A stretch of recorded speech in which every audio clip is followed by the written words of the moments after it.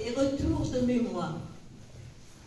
Heureux qui, comme Ulysse, a fait un long voyage, ou comme celui-là qui conquit la toison, et puis est retourné plein d'usages et raisons, vivre entre ses parents le reste de son âge.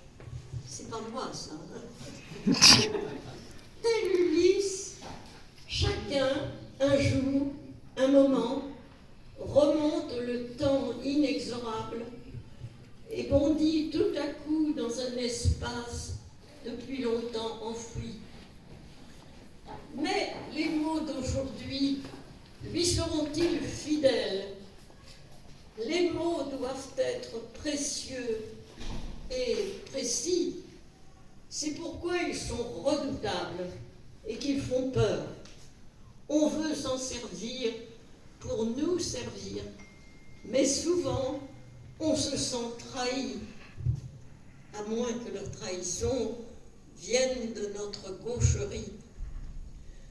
Appelons à l'aide tous les dieux de l'Olympe et les autres qui n'ont cessé d'entretenir des liens avec l'humanité depuis son origine. Comment retourner à tous nos bonheurs qu'on a laissé aller au temps qui sait si bien les effacer? Mnémosyne va nous aider à faire ce travail de mémoire. Et voilà que quelques crânes laborieux ont encouragé la paresse en inventant ce qu'ils appellent l'IA. Vous comprenez? L'intelligence artificielle. Ah, pour ce qui est d'être artificielle, c'est réussi. Saura-t-elle jamais commander à Icare son désir de voler au-dessus de la mer où flotte ce petit bateau, image de l'enfant qui veut faire voguer le sien de papier et qui rêve, lui aussi, de prendre son envol depuis le phare qui domine tout le vaste horizon. Cette chose sans corps pourra-t-elle éprouver le plaisir du goût du chocolat ou du saucisson? Chacun ses préférences. Et l'odeur du mimosa, la joie ou la tristesse, et surtout la plénitude imprévisible de l'amour. Mais ne jetons pas le bébé avec l'eau du bain.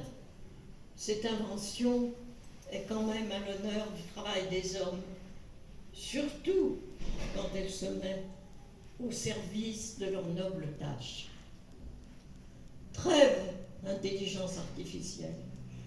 J'échange le stylo pour la plume qui m'emmène au bord de ce lac, inspirant le poète. Ô temps, suspends ton vol. Être ou ne pas être romantique.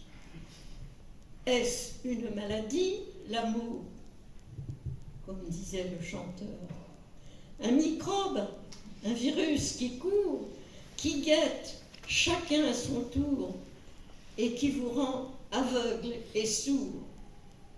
C'est subir la brûlure d'un four et pourtant c'est amour toujours.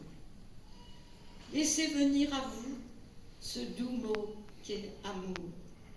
Il se revêt pour tous de ses plus beaux atours. Vous serez pénétrés de sa légère saveur qui soulève le corps et fait croire au bonheur.